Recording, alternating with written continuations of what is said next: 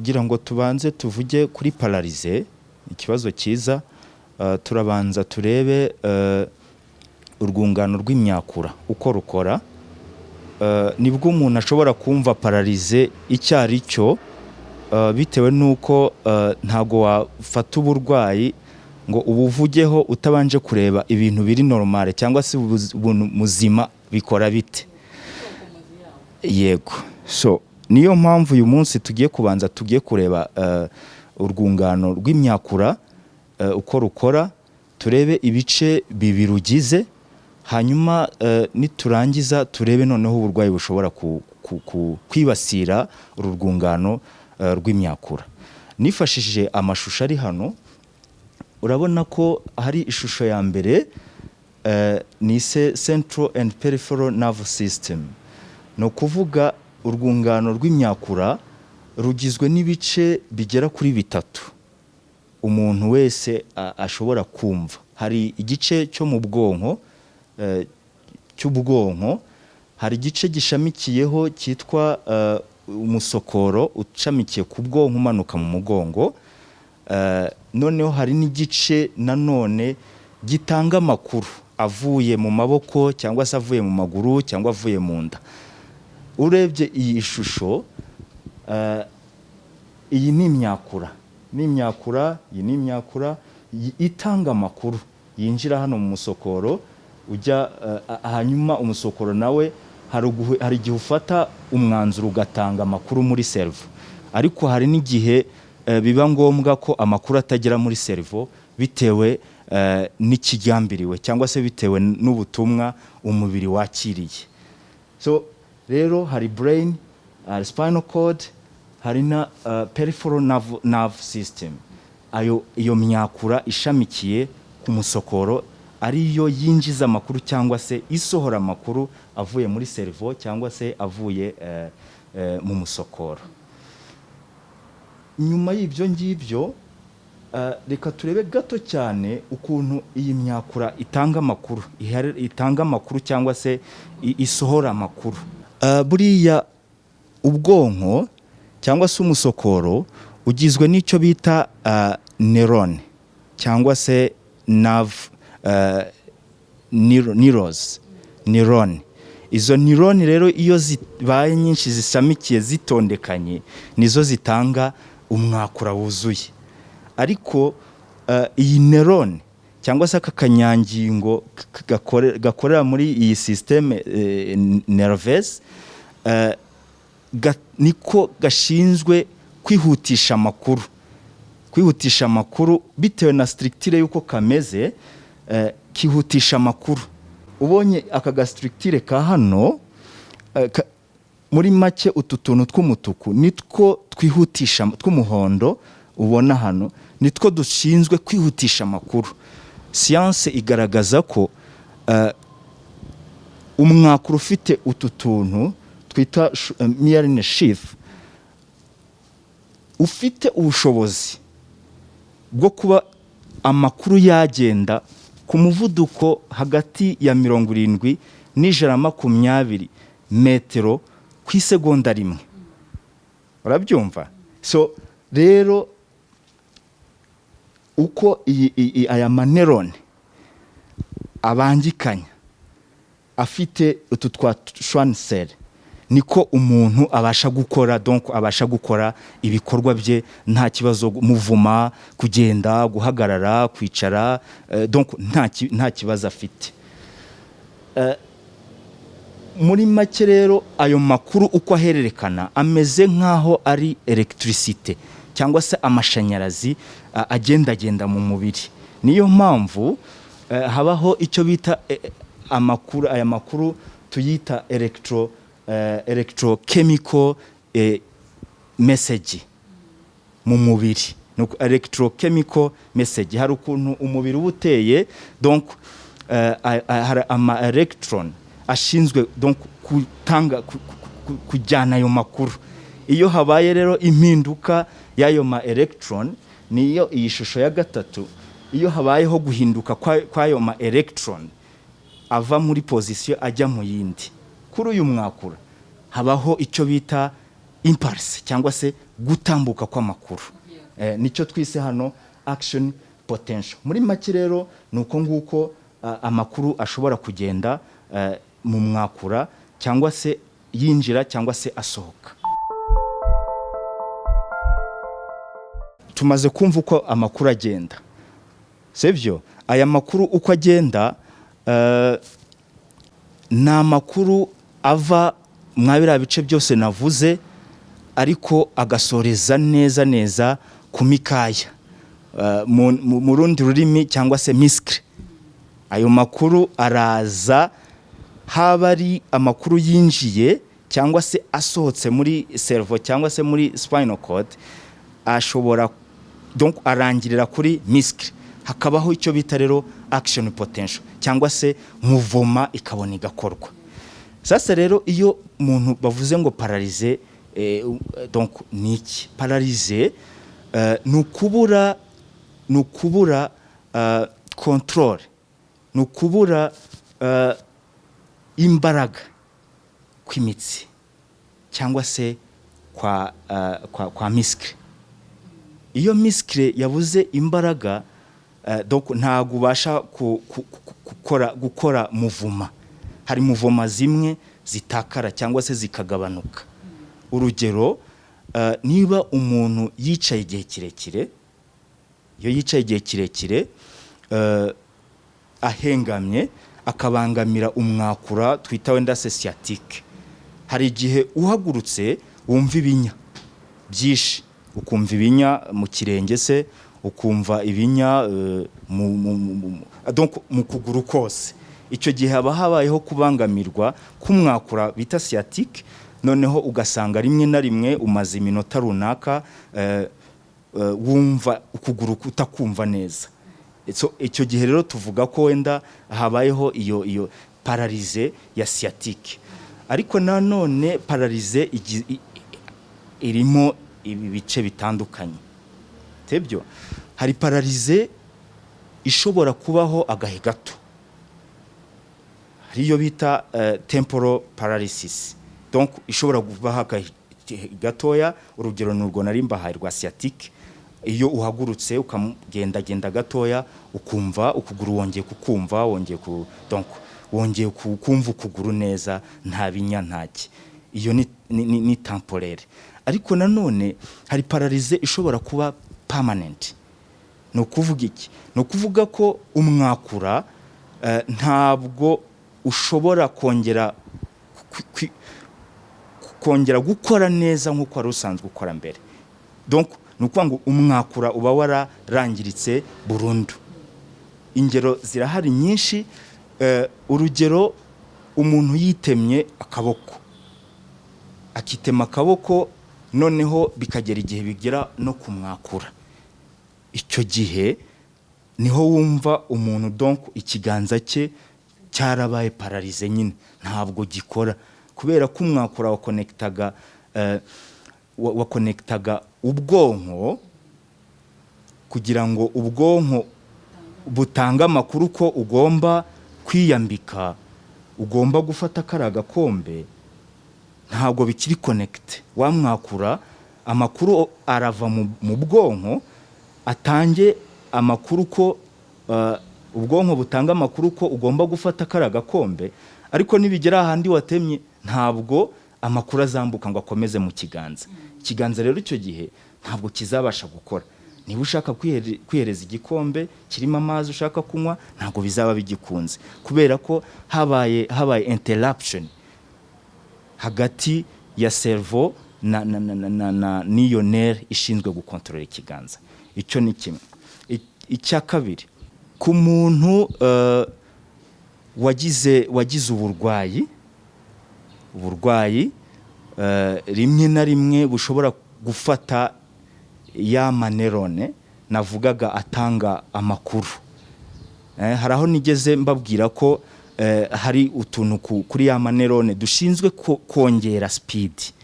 Hari uburwayi bushobora gufata turatuntu ntidutange speed, ntidutange amakuru ku muvuduko twakagombye kuyatangiraho. Ubwo burwayi burahari, bikaba byatuma umuntu kugira ngo abashe guprosesinga ibyo ashaka gukora bimutwara igihe kubera ko twatunyangingo dushinzwe gutanga amakuru vuba kugira ngo umuntu akore vuba, yandike vuba, agende vuba, ntabwo amakuru agenda neza kubera ko hari uburwayi bwatatse twatunyangingo dushinzwe kongera umuvuduko w'amakuru mu mubiri. Rero dukomeje ku bintu bitera paralyse, ni byinshi cyane, nari mvuze kuri ibyo by'uburwayi, ariko hari igihe gishoboka ko umuntu ashobora kuvuka afite ibibazo by'imyakura, akavuka agakura ariko afite ibibazo bya paralyse. Bibaho rero ko umuntu ashobora kuvuka cyangwa se umwana mu gihe cyo kuvuka akagira ibibazo by'uko uturemangingo twikusanya cyangwa se dukura kugira ngo umuntu abe yuzuye. Ingero zibaho cyane aho umuntu ashobora kuvuka ariko uruti rw'umugongo ntirubashe kwistrictira neza cyangwa se ngo rwiyubake nk'uko rwakagombye kwiyubaka umuntu ku muntu muzima. Icyo gihe rero hazabaho ibibazo kuri ya myakura y'umugongo kubera ko hantu hakagombye kuba hameze neza ku mugongo, hari gap, hari defect yabayeho. Iyo defect rero ku mwana hari igihe akura afite ikibazo cya paralyse. Urwo ni urugero rumwe. Urundi rwa kabiri, mu gihe umuntu avuka, iyo umwana avutse ubundi normalement ararira kubera ko ararira kubera ko umwuka uba winjiye mu bihaha y'umwana avutse, arahumeka kuko mu nda akiri mu nda ntabwo yahumekaga. Iyo rero umwana avutse ararira kubera ko umwuka winjira mu bihaha, hanyuma ibihaha bikakira umwuka bikaguka, hanyuma umwana akababara akarira. Nicyo gituma umwana arira. Iyo rero umwana avutse ntarire kiba ikibazo kubera ko wa mwuka winjiye mu bihaha ubasha gutuma noneho amaraso agira oxygene. Ya maraso iyo amaze kugira oxygene ihita ijya mu mubiri hose, no mu bwonko harimo. Urabyumva neza? Rero iyo umwana atarize, ubwonko ntabwo bubona oxygene. Iyo ubwonko butabonye oxygene mu masegonda, ntibuka neza ariko makeya cyane, atari munsi ya 20, atari hejuru ya 20, ubwonko ya manerone y'ubwonko atangira gupfa. Niyo mpamvu uzasanga hari umwana wavutse ari umudebile, ugasanga yagize paralyse akivuka bitewe nuko habayeho iyo insufficiency ya oxygen supply ku maserire yo mu bwonko. Umuntu rero akaba yakura gutyo ari afite ikibazo cya paralyse. Urugero rundi rwa gatatu ku burwayi bwitwa stroke. Ntabwo bitandukanye n'urwo rugero nari ntanzeho gato. N'ubundi stroke ibaho mu buryo bubiri. Hari uburyo stroke ibaho, hakabaho icyo twita blocage ya circulation y'amaraso muri cerveau, bitewe nuko swate hari umubumbe w'amaraso wagiye ubloka ama artery, hanyuma igice kimwe cy'ubwonko nticyabona amaraso ahagije. Iyo bayita ischemic stroke. Ubundi buryo bwa kabiri bubaho ni igihe umuntu ashobora kugira afite hypertension, hanyuma imitsi yo mu bwonko imwe igaturika, hanyuma hahandi turikiye hirya yaho ntihaboneke amaraso. Kubura amaraso rero kwa cerveau ni ukubura oxygene, hanyuma ya maserire ya manerone ya cerveau akangirika agapfa. Icyo gihe rero amanerone yarishinzwe gukontorora niba ari muvoma cyangwa kuvuga, ntago umuntu aba akivuze kubera ko yabuze oxygene, hanyuma ntiyakora neza. Amanerone yarashinzwe guhagarara kugira ngo uhagarare astimire muscle zose zikore uhagarare neza ntabwo aba gikoze. Icyo gihe rero utakaza fonction, utakaza gukora k'umubiri. So kuri icyo kibazo cya stroke habaho kuba ushobora kuba paralyze igice kimwe cy'umubiri. Igice kimwe cy'umubiri ubundi niko bigenda kuva ku ijisho kumanuka kwigira kwino ry'uruhande ku gihande kimwe cy'umubiri. Rero muri make ndagira ngo mbabwire bimwe mu bintu bishobora umuntu ubwe ku giti cye ashobora kumva, yatangira kubyumva kumva ko n'ibimenyetso by'uko umubiri we urimo kuba paralyze, ugiye kurwara paralyze. Nabivuze neza, ishobora kuba permanent cyangwa se temporaire, biterwa n'uburwayi umuntu afite. Hari ibimenyetso rero biri muri rusange, ariko ibi bimenyetso ndagira ngo mbibutse ko ushobora no kubyumva ku bundi burwayi butari paralyze. Niyo mpamvu ibi bimenyetso ushoboye kubyumva ntabwo biba bivuze ko ugiye kuba paralyze bitewe n'uburwayi navuze. Hashobora kuba hari ubundi burwayi. Niyo mpamvu biba byiza iyo ugiye kureba abaganga b'inzobere. Abaganga b'inzobere cyane cyane nanone abaganga bizi iby'imitsi. Cyambere uzatangira kumva igice runaka utacyumva neza. Wahakora tuvuge nko ku kibero, wahakora ukumva ntabwo uhumva neza, wakora ku rundi ruhande ukumva urahumva neza, wakora hano ukumva ntabwo uhumva neza. Kuvuga ngo icyo gihe ugomba gutekereza ko umwakura wawe ushobora kuba ubangamiwe. Icyo ni kimwe. Icya kabiri, ushobora kumva ibinya bivanze rimwe na rimwe n'ibintu bimeze nk'aho ari amahwa akujomba mu kirenge se, mu inose cyangwa se mu kuboko. Igikomeye cyane cya gatatu ni ukumva utangiye kumva fonction, imikorere y'igice cy'umubiri idakora. Kumva akaboko ntigakora, wakoresha akangaka ugiye kwambara kumva nta kibazo, ariko wazamura ishati ugiye kwambara ukunguku kumva ntikugerayo, gushyiramo ishati ukumva ntago bikunda, kumva imbaraga ntazo pe, kumva nta mbaraga ufite. Ikindi, hari abatangira iyo byatangiye kugera ku rwego rukomeye kuvuga ugatangira kumva ntabwo ijambo riza. Kuri babarwayi ba stroke kumva ijambo ntabwo ririmo kuza, ririmo riratinda. Hari abagira n'ibindi bibazo ugasanga rimwe na rimwe iyo byageze aho akomeye wamubwira ikintu ukumva aragusubiza ibitajyanye n'ibyo umubajije. Buryo uwo muntu aba afite ikibazo. Nako nabibabwiye, ushobora kugira ibyo bimenyetso ariko atari paralyze, ariko na paralyze nuko nguko akenshi ifata. Rimwe na rimwe ugasanga ijisho ntabwo ribona rimwe, ryatangiye wabumbura amaso ukabona rimwe ntabwo rifunga nkuko bakagombye gufunga. Donc ibyo ni bimwe mu bimenyetso bigaragaza ko umuntu yatangiye kugira ikibazo cya paralyze. Hari ibyo dukora, hari abaganga bari specialize mu kumenya impamvu y'ibi bibazo byose nari mbabwiye. Harimo abaneurologue, ni abantu bize iby'imyakura bari specialize. Harimo abaphysiotherapist, ni abantu bize iby'ubugororangingo.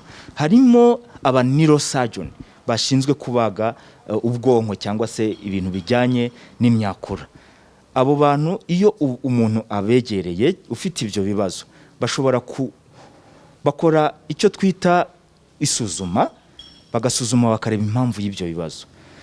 Mu isuzuma, iyo dukora isuzuma hari igice kimwe twebwe ubwacu tuba dutekereza cyabiteye ariko tudashobora kubona igisubizo, aho dushobora kwifashisha ibyuma kabuhariwe kugira ngo noneho turebe impamvu. Harimo examen zimwe abo baganga bashobora gusaba harimo gufata x-ray, nubwo tudakunda kwifata cyane kuri ibyo bibazo, ako birashoboka ko muganga ashobora kuyifashisha bitewe nuko nta bundi buryo. Ariko iyo hari uburyo twifashisha CT scan, tukafata CT scan ya cerveau, CT scan donc kugira ngo turebe niba nta kibazo cyaba kiri mu bwonko, cyangwa se byaba ari na ngombwa tugafata MRI. MRI niyo navuga ngo itanga igisubizo nyacyo cyane iyo tugize amahirwe n'abaganga bari specialize mu kuyisoma no gutanga amakuru y'ibyo babonye.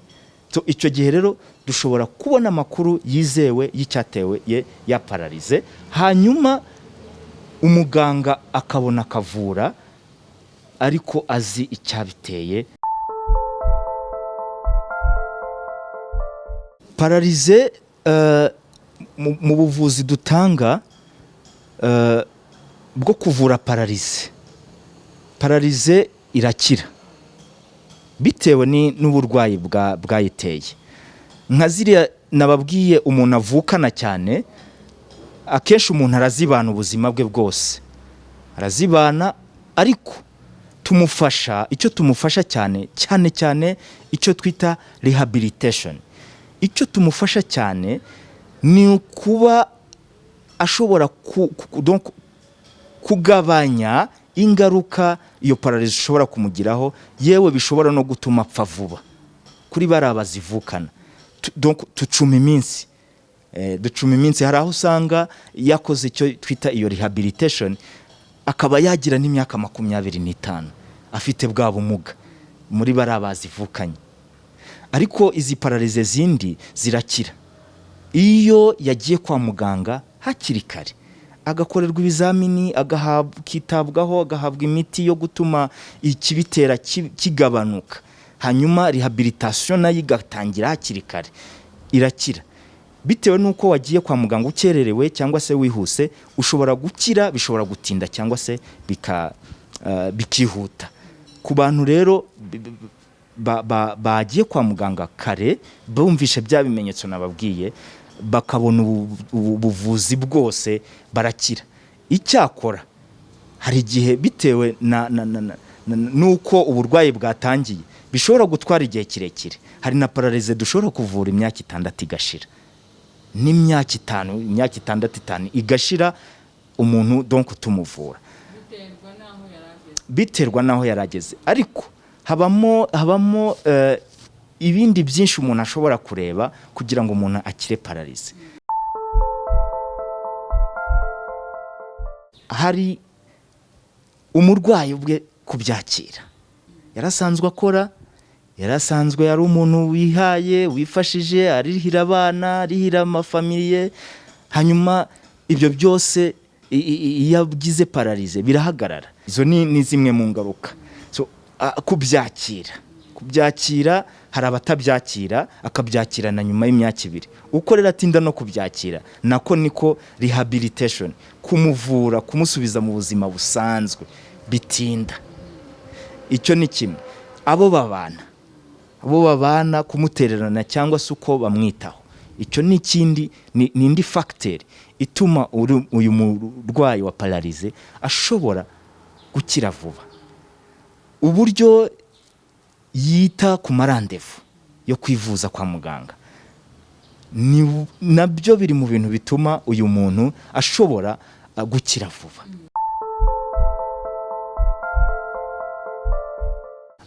Kwirinda paralyse zimwe na zimwe ntago byoroshye. Hari zimwe utakwirinda, nka ziriya rimwe na rimwe z'umuntu avukana, habayeho icyo bita defect yo kwifominga kwa maserire mu mubiri. Hari igihe byirindwa iyo umuntu atwite akajya kwa muganga regularement, bakareba uko umwana ateye, bakareba umwana uko ameze mu nda, bakareba niba ibice byose bikura neza. Bibaho ko umuntu ashobora kubikurikirana ataravuka, ariko ni gakeya bitewe n'ubumenyi rimwe na rimwe bw'abantu. Donc umuntu ashobora kubyirinda, ariko biragoye. ariko hari paralyse zimwe umuntu ashobora kwirinda. Paralyse yatewe n'imirire mibi, yo kurya ibintu by'imasukari, ibintu bya donc by'amavuta byongera ya hypertension, umuntu akaba yagira stroke. Iyo birashoboka cyane ko umuntu ashobora kuyirinda, cyangwa se biterwa na pressure cyangwa se stress umuntu ahora agira, bigatuma agira hypertension. Birashoboka ko umuntu yayirinda. Umuntu waba wararwaye paralyse, ntabwo icyo namubwira, umuntu ufite ikibazo cya paralyse ntabwo ubuzima burangiye. Hari abaganga bashinzwe kuba bamukurikirana, ndetse rimwe na rimwe n'ibyo bibazo bya paralyse bikaba byavaho bitewe nuko yabaganye. Birashoboka ku muntu utarayirwara, nkuko nabivuze, hari zoroshye cyane kuba wazirinda izo za stroke, kuba wakwirinda ibintu bya stress, kwirinda kurya ibintu birimo amavuta, kwirinda ibintu by'amasukari. Donc birashoboka cyane ku muntu utarayirwara kuba yakwirinda ubwo burwayi bwa paralyse.